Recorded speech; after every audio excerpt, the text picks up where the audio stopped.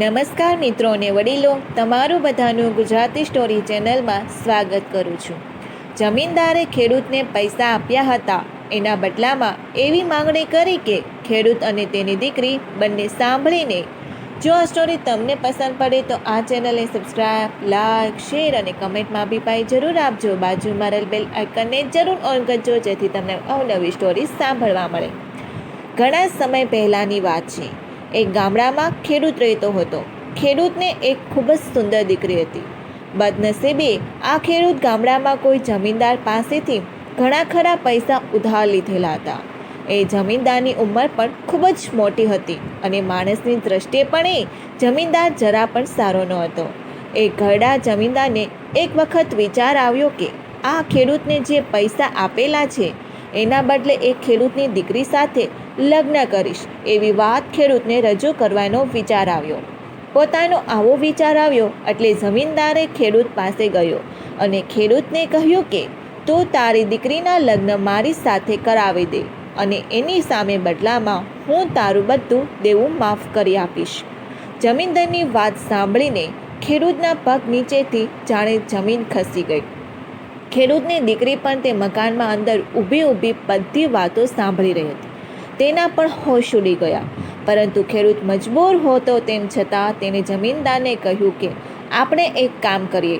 આપણે ગામડાની પંચાયત પાસે જઈએ અને જે નિર્ણય લેશે એ નિર્ણય આપણા બંનેનો માનવો જ પડશે.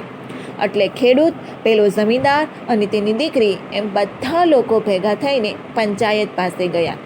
પંચાયતમાં જઈને આખી વાતની રજૂઆત કરી અને પૂછ્યું કે હવે શું કરું. પંચાયતે થોડો વિચાર કર્યા પછી કહ્યું કે આ બાબત તો ખૂબ જ અઘરી છે. આનો નિર્ણય કેમ કરવો એ પણ ખૂબ જ જટિલ છે. એટલા માટે આપણે આ નિર્ણય નસીબ પર છોડીએ છીએ. ખેડૂતે કહ્યું, એટલે તમે શું કહેવા માગો છો? એટલે પંચાયતે પોતાની વાત આગળ વધારતા કહ્યું, જમીનદાર તેની સામે રહેલા પથ્થરોના ઢગલામાંથી એક કાળો અને એક સફેદ પથ્થર ઉઠાવીને એક થેલીમાં મૂકશે. પછી ખેડૂતની દીકરીએ થેલીમાંથી આખો પાટો બાંધીને એટલે કે દેખાય નહીં એવી રીતે એક પથ્થર ઉઠાવશે અને પથ્થરમાં 3 વિકલ્પ હશે.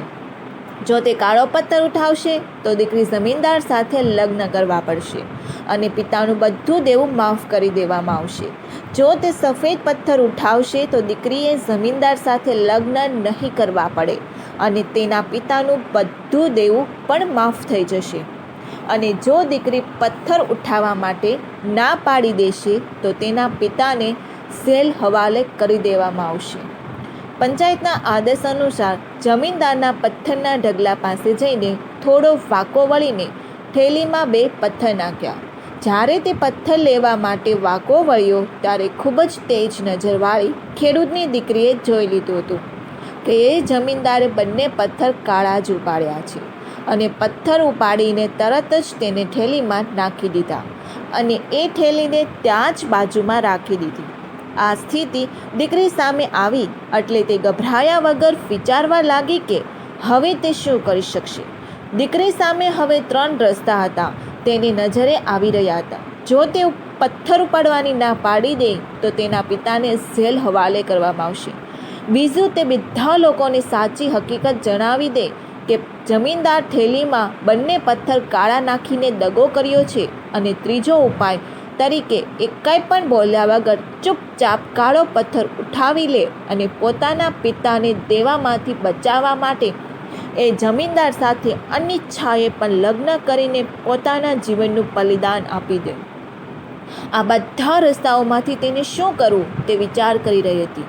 અંતે તે દીકરીએ એવો વિચાર કર્યો કે તે બધા માણસોની વચ્ચે એ જમીનદારને ખોટો સાબિત કરશે અને બધાને જણાવશે કે જમીનદારે તેની સાથે દગો કર્યો છે. કારણ કે જમીનદારે જાણી જોઈને તે થેલીમાં બંને માત્ર કાળા પથ્થર જ નાખ્યા હતા. તે હજુ બોલવા માટે આગળ વધી રહી હતી ત્યાં જ તેને અચાનક એક નવી યુક્તિ સૂઝી. તે પથ્થર ઉપાડવા માટે આખો પાટો બાંધવા લાગી અને તે થેલી પાસે ગઈ.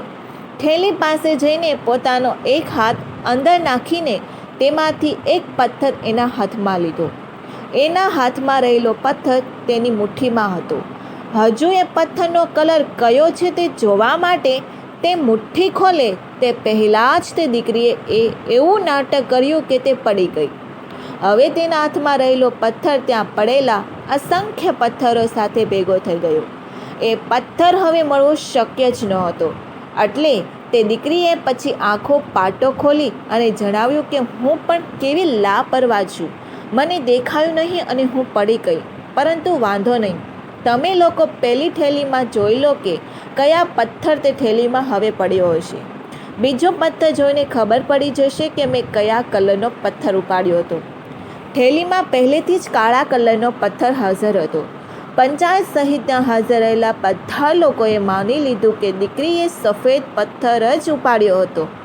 અને ત્યાં હાજર રહેલા જમીનદારમાં એવી હિંમત હતી જ નહીં કે તે પોતાની ચોરીને કબૂલ કરી લે. એક તેજ દિમાગ ધરાવતી દીકરીએ પોતાના વિચારથી અસંભવને પણ સંભવ બનાવી દીધું. ભલે આ વાર્તા કાલ્પનિક જ હશે, પરંતુ આપણા જીવનમાં પણ અવારનવાર એવી પરિસ્થિતિઓ આવે છે જ્યારે આપણે આજુબાજુમાં બધું ધૂંધળું દેખાવા લાગે છે. આપણને એમ જ લાગ્યા કરે છે કે દરેક રસ્તો હવે અસફળતા તરફ લઈ જશે.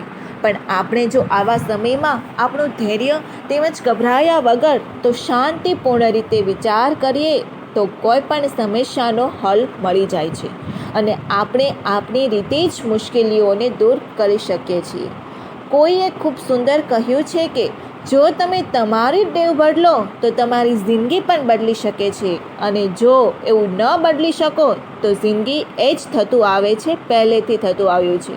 જો તમને આ સ્ટોરી પસંદ પડી હોય તો દરેક લોકો જોડે શેર કરજો. આવી સ્ટોરી સાંભળવા માટે આ ચેનલને સબસ્ક્રાઈબ, લાઇક, શેર અને કમેન્ટમાં અભિપ્રાય જરૂર આપજો. બાજુમાં બેલ આઇકનની જરૂર ઓન કરજો. સાંભળવા માટે તમારા બધાનો ખૂબ ખૂબ આભાર.